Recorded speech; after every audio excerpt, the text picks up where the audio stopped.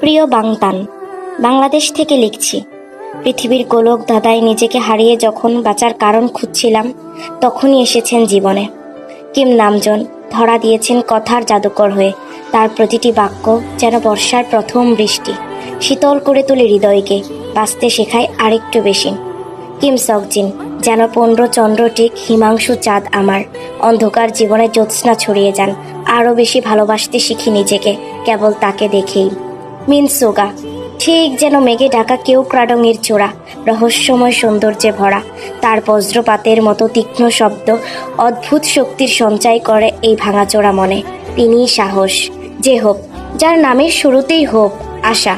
সূর্যের প্রথম কিরণের মতো জীবনের অন্ধকারকে দূরে সরিয়ে হৃদয়ে আশার সঞ্চয় করেন তিনি। পার্ক জিমিনের সুর শুনলে অদ্ভুত প্রশান্তিতে ভরে ওঠে মন। শরতের আকাশে কোমল মেঘের ভেলা দেখলে যেমন প্রশান্তি জাগে মনে, ঠিক তেমন।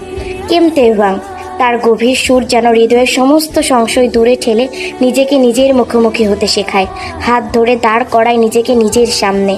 জিয়ন জংকুক হলেন বয়ে চলা নদীর মতো, তার কাছ থেকে শিখি থেমে গেলে চলবে না। স্বপ্ন জয়ের পথে নতুন পথ তৈরি করতে হয় নিজেকেই। জীবনে আসার জন্য অসংখ্য ধন্যবাদ বাংতান। ভালোবাসি, ভালোবাসি এবং ভালোবাসি।